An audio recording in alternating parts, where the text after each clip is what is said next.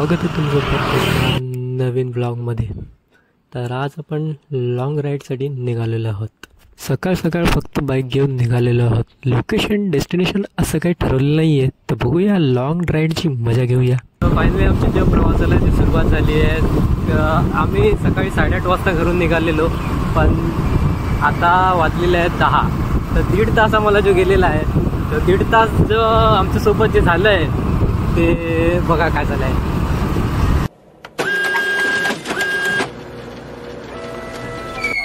हा त्या पंपावरती आहे गॅरेज, टोचन मारून नाही लागेल।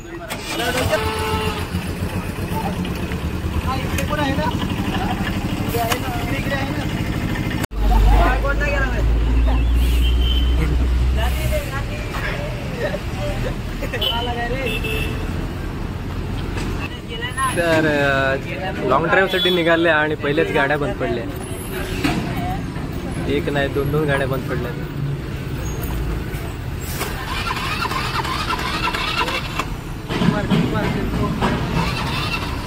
लॉंग ड्राईव्हला सुरुवातीच्या पहिलेच पचका।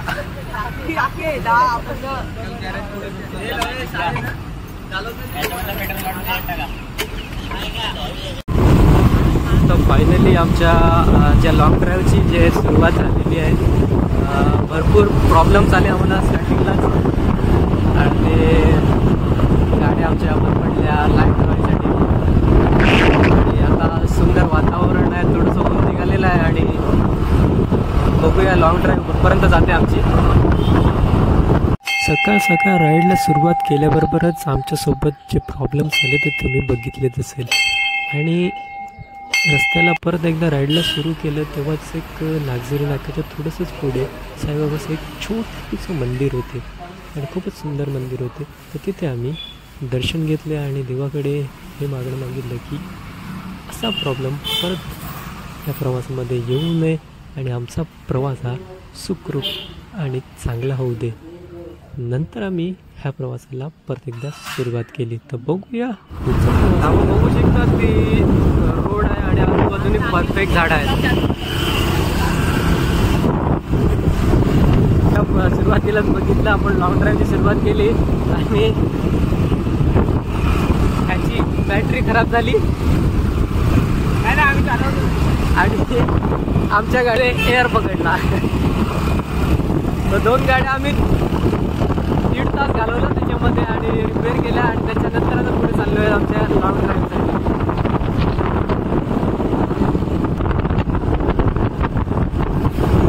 त्यानंतर सर्वात पहिले आम्ही आमच्या घरून निघाल्यानंतर नागझिरी नाक्यावर आलो।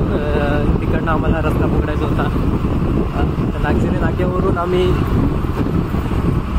बघितला अकोली बरामपूर रस्ता आम्ही पकडलेला आहे। नागझिरी नाक्यावरून जो एक अधिकारी स्कूल त्याच्या मागून जो रस्ता जातोय त्या रस्त्याला आम्ही आता लॉंग ड्राईव्हची सुरुवात केलेली आहे। तर बघूया या लॉंग ड्राईव्हमध्ये पुढे काय काय लोकेशन येतात एक्सप्लोर करण्यासाठी।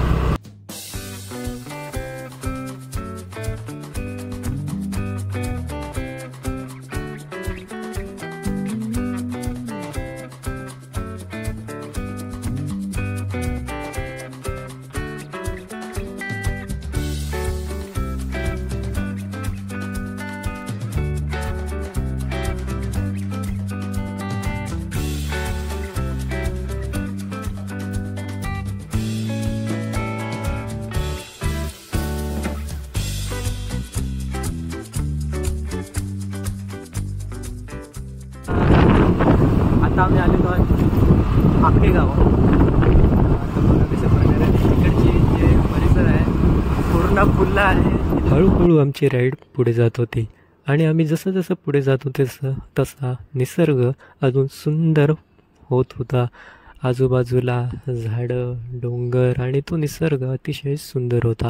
हळूहळू आम्ही आकेगावजवळ येऊन पोचलेलो, आणि इकडचा निसर्ग बघण्यासारखा होता। आकेगावच्या थोडंसं आधी अकोली हे गाव आहे, जे खूपच सुंदर आहे। तिथे उंच डोंगर आहेत, निसर्गजन्य वातावरण आहे, शेती आहे, आणि तिथूनच ॲडव्हेंचर करत आपण जर डोंगरवरती चढलात तर तिकडे अकोली वॉटरफॉल आहे, आणि त्याची मजा आपण इथे जाताना घेऊ शकतात।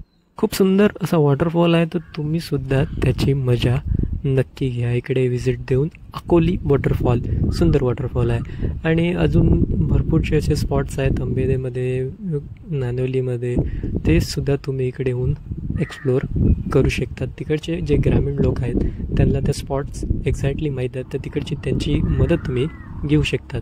तर आमचा हा प्रवास असा सुरू राहणार आहे. तर अकोलीनंतर आम्ही नानवलीमध्ये येऊन पोचलो आणि नानवली हे गाव अतिशय सुंदर गाव दिसत आहे. इथे आजूबाजूने पूर्ण झाडाझुडपांमध्ये हे गाव आहे, जंगल एरियामध्ये आहे आणि त्याच्यामध्ये थोड्या जागेवर आपल्याला घरं दिसत आहेत आणि त्यांची जी वस्ती आहे ती इथे अशाच प्रकारे वसलेली आहे. तर आपल्याला निसर्गिक गाव म्हणून हे आपल्याला बघता येऊ शकते इथे. तर बघूया अजून पुढे आपल्याला काय वेगळं बघायला भेटेल ह्या लॉंग राईडमध्ये. लॉंग ड्राईव्हला इकडे येतील तर आपल्याला खूप चांगलं असं इकडे निसर्ग आपल्याला बघायला भेटू शकते. तर पण तेवढंच की लॉंग ड्राईव्हला या तर गाडीची स्पीड कमी ठेवा आणि निसर्गाची मजा घ्या. इकडे आजूबाजूला निसर्ग आहे, निसर्ग आपल्याला इकडे गाडीचं स्पीडोमीटर चालू आहे. आम्ही किती सेफ्टी गाडी चालवत आहे बघू शकता.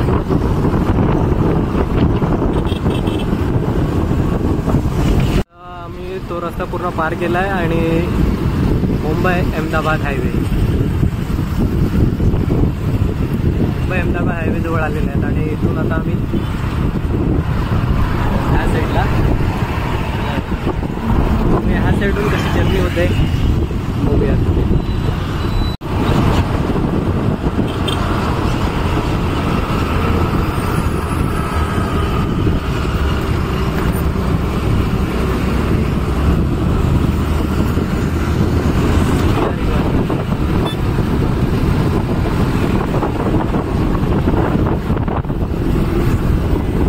सर्वात मोठी नदी आहे आमच्याकडची सूर्या नदी.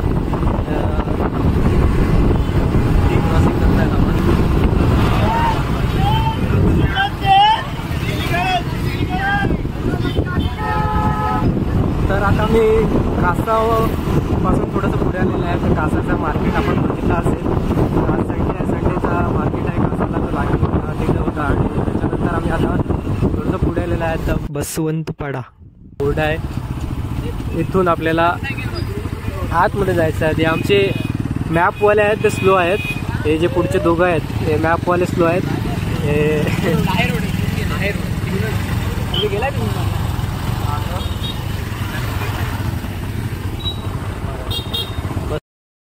ह्या दिवशी आपल्याला आतमध्ये जायचं. कासावरून थोडं पुढे आल्यावरच आपल्याला बसवंतपाडा एक स्टॉप दिसेल. त्याच्यानंतर आपण तिथून आतमध्ये जाऊया, बघूया आतमध्ये. तिथून आतमध्ये आहे आपल्याला भीमबांड, तिथे चाललेले आहेत आपण आता. बघूया लॉंग ड्राईव्ह सुरू केली होती आमच्या गावापासून. मग आम्ही तिकडनं नागझिरीवरून भारामपूरवरून पुढे आलेलो आहेत आणि आपण भीमबांडला जाणार आहोत. तर आता रस्ता इकडेच संपलेला आहे आणि मस्त रस्ता भेटलेला आहे कच्चा. अरे मॅप खोलते मॅप जे मॅपवाले आहेत ते आमच्या मागे आहेत आणि आम्ही पुढे आहेत. कुठे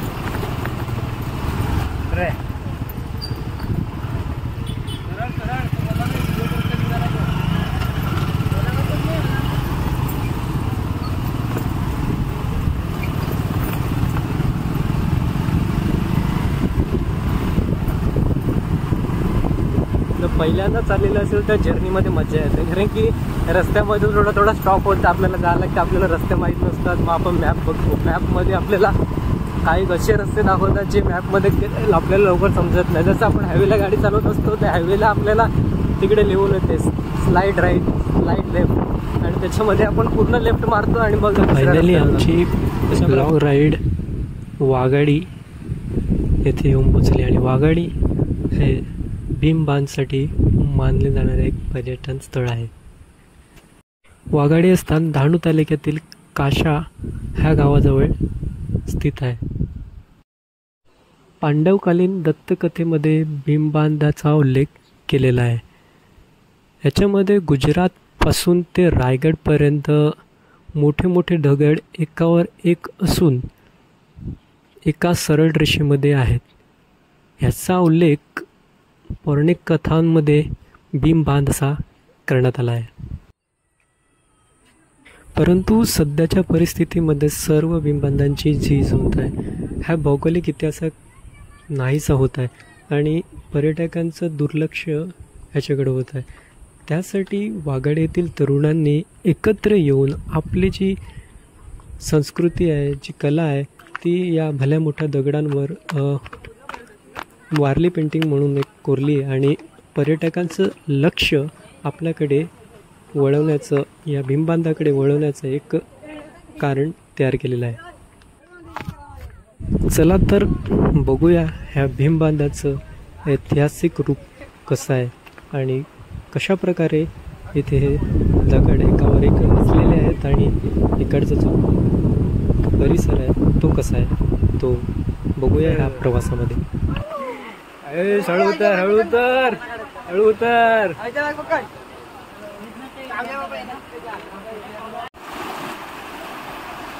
आपण भीमबांधमध्ये आलो आहोत आणि आता खालती जाऊया. तिथे मित्र फोटोशूट करत आहेत.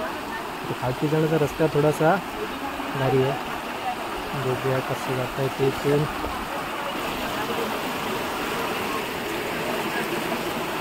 बस बस, मच्छी नाही येणार रे भाऊ, मच्छी नाही येणार. आला का? आला आला आला. ए मच्छी नाही नाही.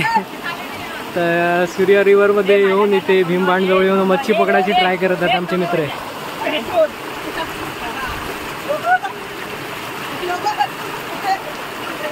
अरे वा, फ्रेश. चल, लॉंग ड्राईव्ह आमची सुरू झालेली आहे. आमच्या घरापासून येऊन पोचलेली आहे भीमबांधला. तर बघूया भीमबांधमध्ये आपल्याला इकडे काय ॲडव्हेंचर करायला भेटू शकते.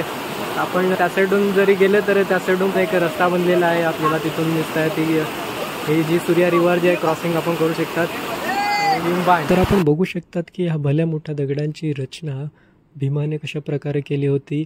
सूर्य नदीचे जे पाणी आहे ते इथून वळवण्यासाठी. आणि ह्याच्या मागचा जो इतिहास आहे, जी एक स्टोरी आहे, ती तुम्हाला मी सांगतो. तर दत्तकथांमध्ये जी माहिती देण्यात आलेली आहे ती अशा प्रकारे आहे की कोल्हापूरची महालक्ष्मी ज्यावेळेस गुजरातकडे जात होती तेव्हा पालघरमधील डहाणू गावातील हा निसर्गजन्य परिसर महालक्ष्मी देवीला आवडला. त्यावेळी डहाणूतील विवाळ वेढे हा जो डोंगर आहे तिथे महालक्ष्मी देवी राहत होती, ज्याचे नाव पुढे जाऊन महालक्ष्मी असे पडले. त्यावेळेस भीमाची नजर महालक्ष्मी मातेवर पडली आणि त्यांनी आपल्याशी विवाह करण्याचा आग्रह महालक्ष्मी मातेसमोर धरला. तेव्हा महालक्ष्मी मातेने त्यांच्यासमोर एक अट ठेवली की सकाळपर्यंत जर सूर्यनदीचा पाणी माझ्या गावाजवळ आला तर मी तुझ्याशी विवाह करेल. आणि त्यावेळेस भीमाने गुजरातपासून ते रायगडपर्यंत हा भीमबांध बांधण्याचा जो प्रयत्न आहे तो केला होता.